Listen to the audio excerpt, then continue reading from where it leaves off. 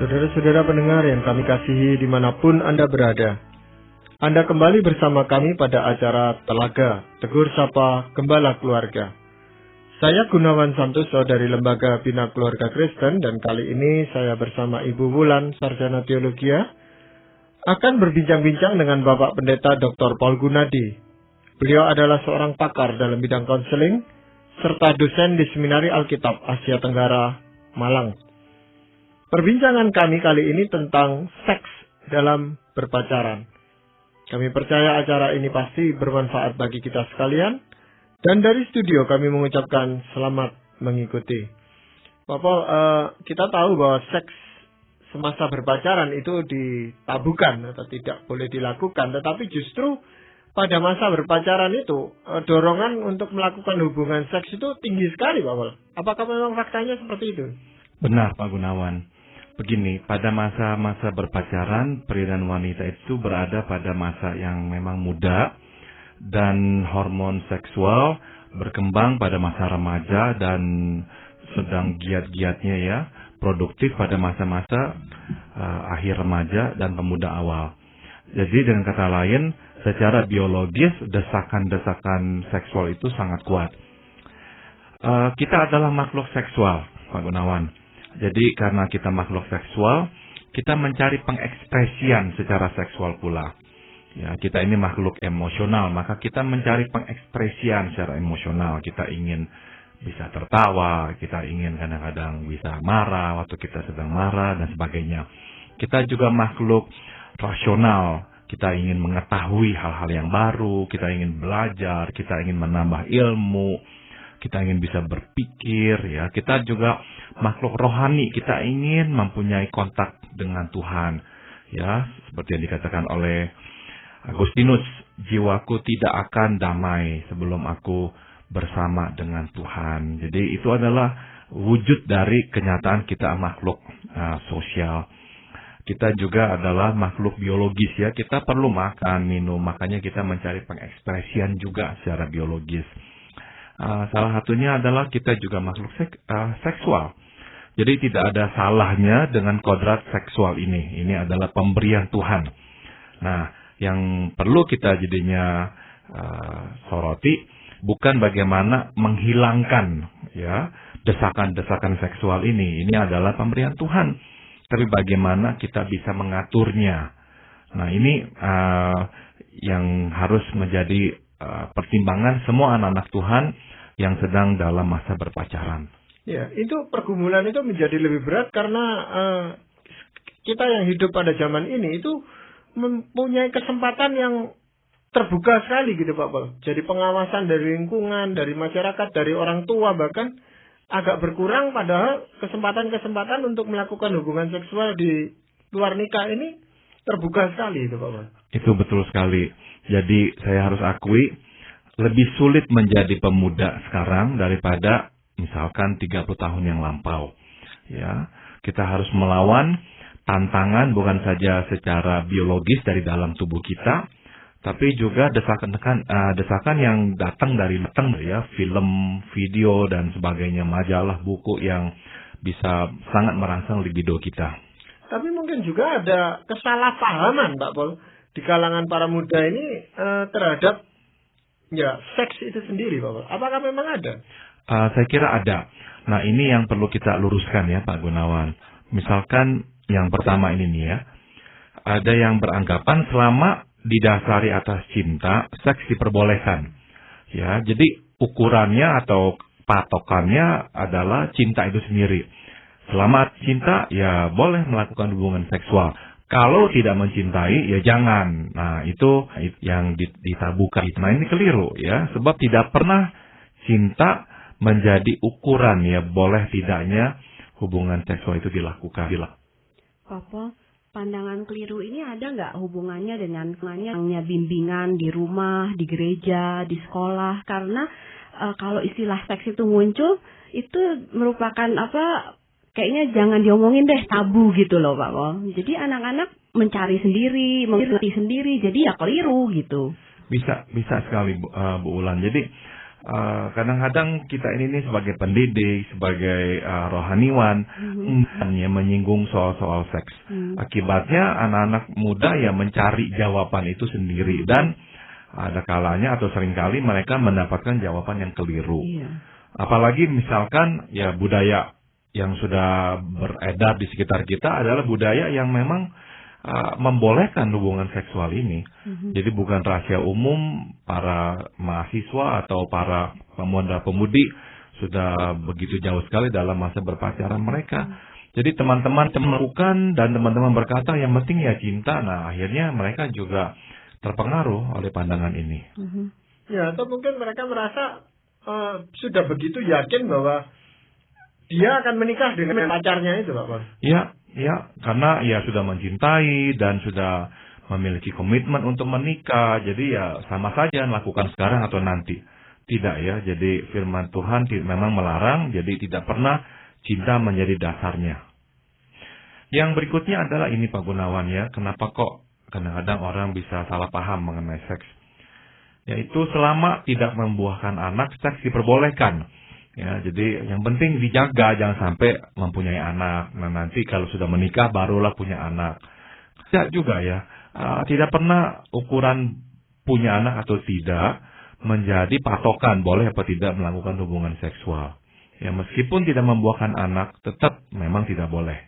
Pak Pol, ada hubungan nggak dengan misalnya mereka berpacaran dengan pola seperti ini begitu, terus memang berhasil jaga nggak punya anak, terus akhirnya menikah begitu, nggak diputusin gitu. Terus waktu menikah itu ada akibat tertentu nggak karena pola waktu pacaran seperti itu gitu Pak Pol?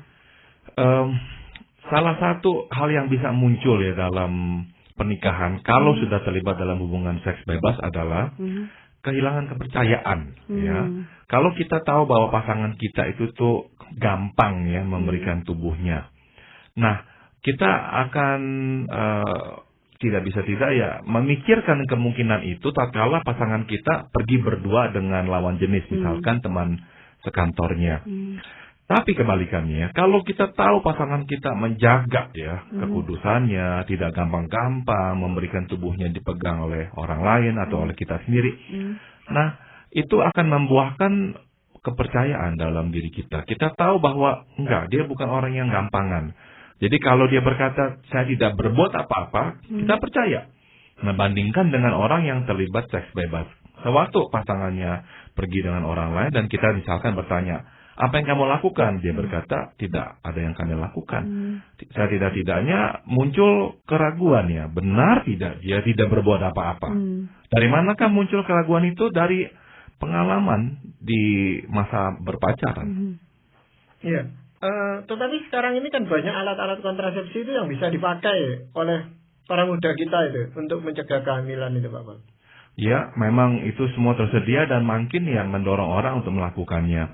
Tapi tetap kita harus menolak dan berkata meskipun tidak membuahkan anak, tetap tidak boleh. Karena memang standarnya bukan ukuran itu ya, punya ya atau tidak. Iya. Hal yang lain apa, Pak? Kesalahpahaman yang lain adalah ini. Selama disepakati kedua belah pihak bahwa seks hanyalah aktivitas yang bersifat hiburan ya, seks diperbolehkan. Banyak anak-anak muda yang berpikir begitu. Seks adalah ya entertainment, bagian yang fun ya, yang aktivitas yang fun, yang menyenangkan. Jadi lakukan saja, nggak apa-apa kok. Tidak ya, ini bukan aktivitas hiburan. Seks tidak pernah digampangkan seperti itu oleh Tuhan.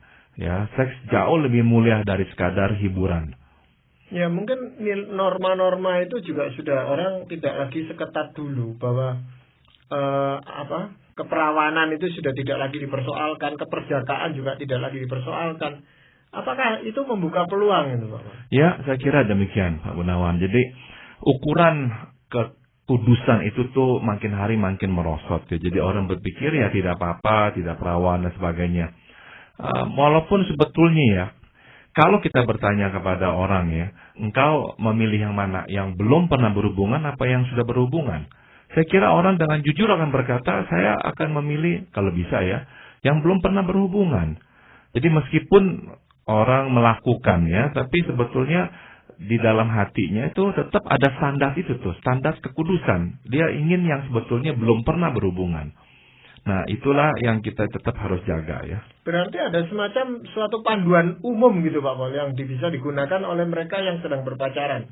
Iya Pak Gunawan. Nah, ini akan kita bahas ya. Yang pertama adalah standar yang jelas ya, standar yang jelas. Firman Tuhan melarang hubungan seksual di luar pernikahan. Nah, saya akan bacakan dari 1 Korintus 6, 13 hingga 18. Tetapi tubuh bukanlah untuk percabulan, melainkan untuk Tuhan, dan Tuhan untuk tubuh.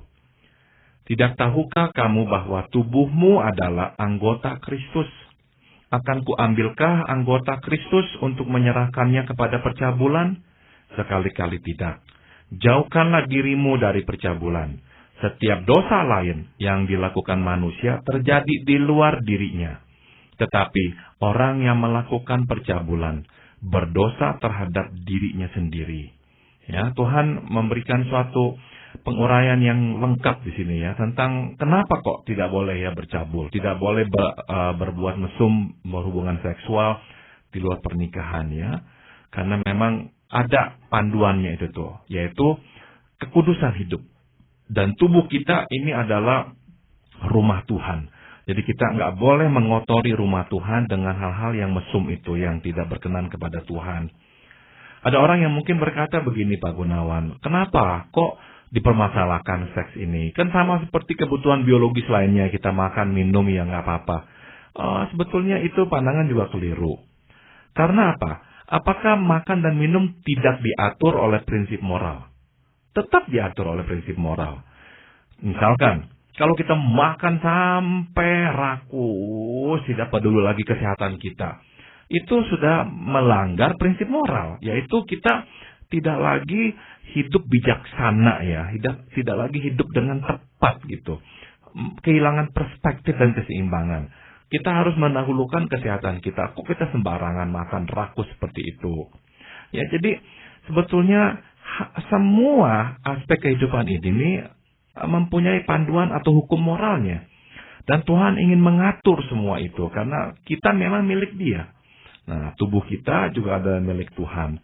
Jadi Tuhan dengan tegas berkata, perlakukanlah tubuhmu itu tuh yang adalah milikku, yang adalah rumahku, dengan baik, dengan cara yang berkenan kepadaku. Ya, sebenarnya perintah Tuhan yang begitu jelas itu untuk kepentingan kita sendiri ya Bapak ya? Untuk kepentingan kita, betul sekali.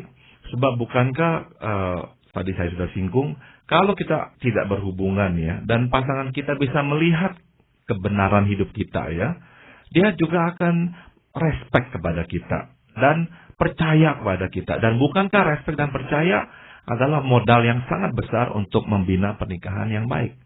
Pak Paul, saya mau tanya ayat firman Tuhan yang tadi Pak Paul sebutkan. Pertanyaan saya, pengertian atau definisi percabulan itu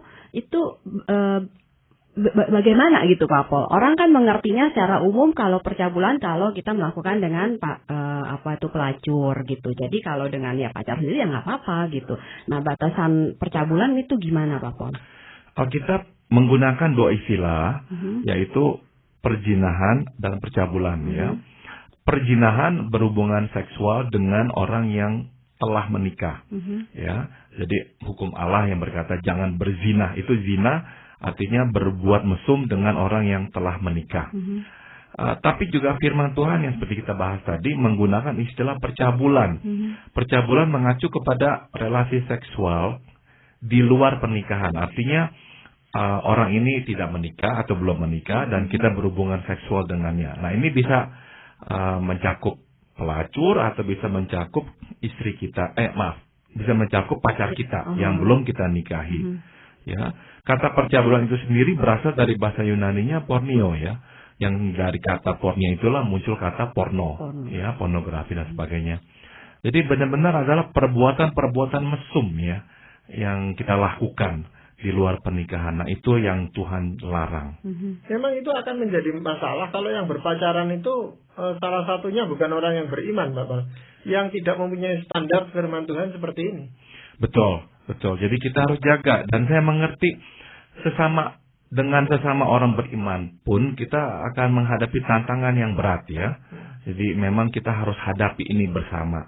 Kalau kita memang serius dengan standar yang Tuhan telah tetapkan itu. Ya. Apakah ada panduan umum yang lainnya, Pak? Yang berikutnya adalah ini, batas yang jelas ya. Selain standar yang jelas, kita harus memiliki batas yang jelas. Maksudnya apa? Ini. Misalkan ya, sentuhan fisik ya. Sentuhan fisik itu menimbulkan kenikmatan dan menuntut pemenuhan yang lebih. Itu sebabnya kita harus mempertahankan batas keintiman sejak awal. Nah, prinsip ini yang saya akan coba kemukakan Pak Gunawan, yaitu semasa berpacaran, fokus utama kita adalah pada kenikmatan relasional dan emosional, bukan kenikmatan seksual. Jangan terbalik ya. Pasangan yang mendahulukan kenikmatan seksual dan baru mulai menggali kenikmatan relasional setelah menikah akan menuai masalah.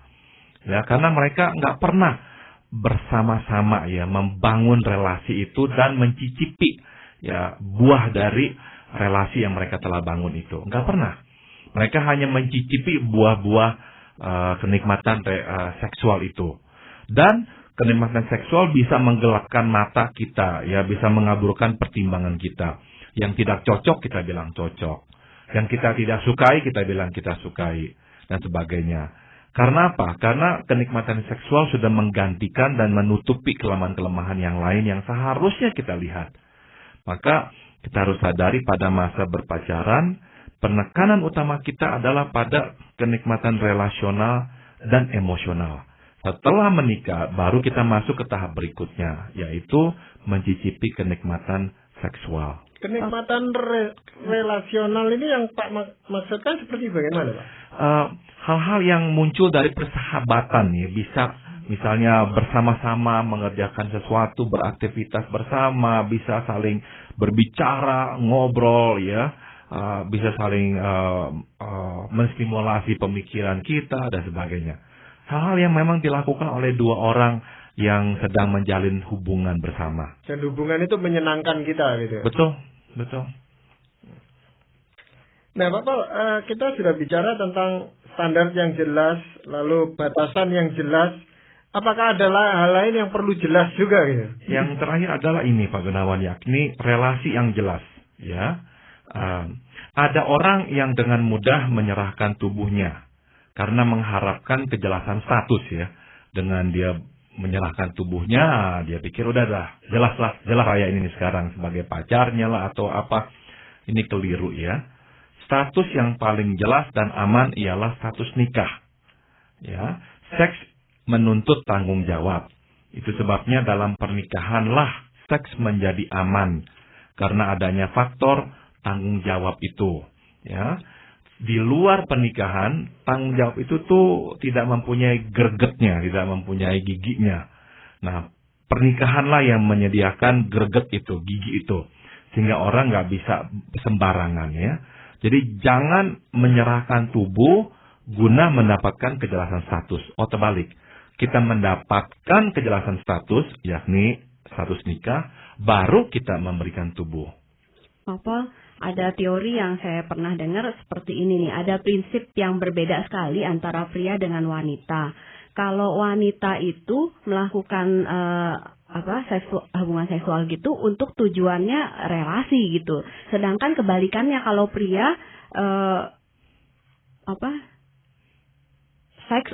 relasi untuk seks tujuannya. Benar iya. Seperti itu, Bapak. Ya, jadi ada orang yang berkata begini, perempuan itu tuh memberikan tubuhnya guna menunjukkan kasih ya. Jadi ya apapun dilakukanlah demi kasih yang mereka dambakan itu. Saya kira ya itu justru pandangan yang keliru ya. Jangan sampai kita menjual diri ya, memberikan tubuh untuk mencicipi kasih itu tuh. Ya. Kalau pria memang kebalikan jadinya. Untuk mendapatkan seks itu tuh pria memberikan kasihnya gitu. Nah itu yang juga tidak benar ya. Jadi sekali lagi saya ingatkan relasi yang jelas, yang paling aman adalah relasi nikah dan itulah rumah untuk seks. Ya seringkali para katakan korban gitu aja Pak Paul ya, yang seringkali juga dialami wanita nih khususnya. mengatakan sebenarnya saya tidak bermaksud untuk melakukan hubungan seks, tapi saya itu dikelabui atau beri obat atau apa sehingga terjadilah itu. Itu alasan itu apa bisa diterima gitu, Mas? Ada saja ya memang yang terjadi seperti yang kita mungkin telah baca ya, ada pria-pria yang jahat ya memberikan obat-obat tidur sehingga tidak berdaya, dan pada waktu tidak berdaya itulah dia diperkosa ya, perempuan itu diperkosa, dan itu bisa terjadi. Dan kalau itu terjadi saya kira itu adalah suatu kriminal ya yang harus dilaporkan ke polisi sebab pria itu telah menipu dan memperdaya. Tapi anehnya mereka enggan untuk melaporkan ke polisi atau apa karena itu mempermalukan diri mereka sendiri. Tepat ya, tepat. Betul. Buat perempuan tuh sangat malu sekali. Betul. Jadi kadang-kadang inilah lubang atau kelemahan yang dimanfaatkan oleh pria. Jadi harus berhati-hati, jangan cepat-cepat bersedia pergi dengan pria yang tidak kita kenal. Oh jangan, kita harus yakini dulu siapa dia ya. Iya. Nah, bagaimana dengan pandangan secara umum gitu Bapak? Secara praktis ya Pak Gunawan, untuk bisa menjaga diri ya, jangan sampai kita terjerat ke dalam perilaku seksual sebelum menikah, ada beberapa saran yang akan saya berikan. Yang pertama adalah ini, hindari sentuhan-sentuhan yang merangsang ya. Jadi apapun itu, sentuhan-sentuhan yang bisa merangsang, jangan kita lakukan. Sebab sekali kita sudah lakukan, kita akan meminta yang lebih lagi dan lebih lagi. Pak Pol, anak-anak SMP sering bertanya ke saya begitu. Kalau berpacaran batasnya emang sampai di mana? Kalau misalnya kita ingetin tentang berpacaran, pegangan, ciuman atau apa? Terus batasan usia juga gimana Pak Pol berkaitan dengan tadi hindari sentuhan yang merangsang? Gini, yang mereka selalu inginkan dari kita adalah batas sedekat apakah yang dibolehkan. Iya. Kita harus balik, bukan sedekat apakah yang dibolehkan, tapi sejauh mungkin itulah yang harus dipertahankan sebelum kita menikah. Nah itu mereka cari selalu itu tuh, sedekat apakah yang boleh. Misalnya cium sampai seberapa jauh, pegang sampai seberapa jauh. Pertanyaannya terbalik ya, keliru. Justru tanyanya harusnya sejauh apakah. Sejauh-jauhnya memang sebaiknya begitu. Kalau kita bisa bertahan, tidak memegang dan tidak mencium, itu akan lebih baik. Ya, perlu dihindari memang kesempatan berduaan saja gitu di tempat tertutup atau di rumah itu mereka mestinya menghindarkan hal-hal seperti itu. Betul. Nah itu salah satu nasihat yang baik ya. Jangan kita mencari kesempatan berduaan di tempat yang tertutup karena itu juga akan menimbulkan keinginan untuk melakukan karena tidak ada yang tahu ya. Apalagi kalau misalnya yang mengajak pacarnya ke tempat di pegunungan, menyewa villa dan sebagainya, itu memang sudah merencanakan. Jangan itu. Ya. Yeah. Kalau orang tua dua-duanya bekerja Pak Pol, jadi kan nggak ada yang ngontrol begitu. Nah itu riskan sekali ya Pak Pol. Riskan, dan itu juga sering terjadi ya. Banyak orang tua pulang jam 8, jam 9 malam tidak ada siapa-siapa di rumah. Nah itu memang membuka peluang. Nah orang tua memang juga bertanggung jawab untuk memberikan pengawasan kepada anak-anak. Ya. Panduan yang lain apa Pak Paul? Misalkan ini ya, yang lainnya adalah hindari penglihatan yang merangsang. Nah ini dari dua belah pihak ya.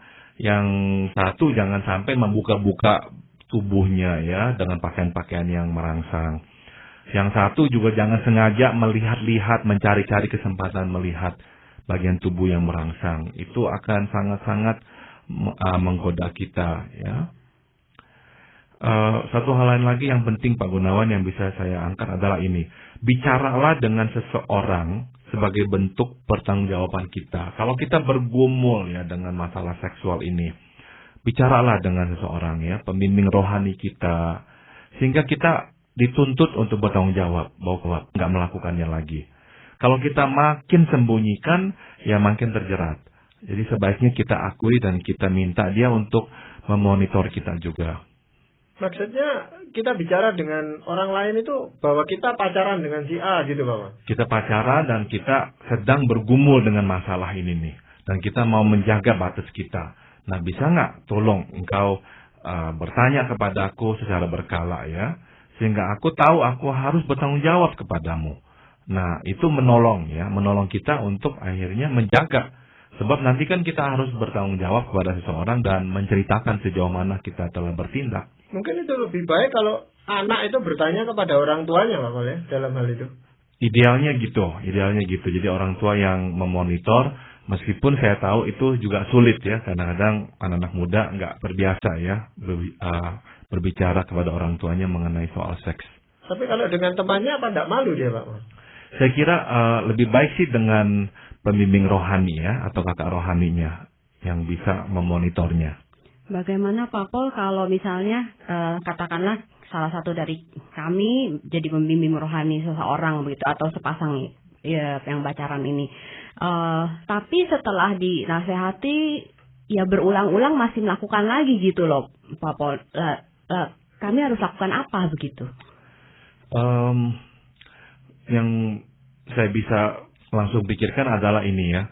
Pertama kita memberikan teguran-teguran itu. Tapi kalau orang masih terus ingin hidup dalam dosa, ya mungkin kita harus ambil tindakan yang lebih tegas lagi ya.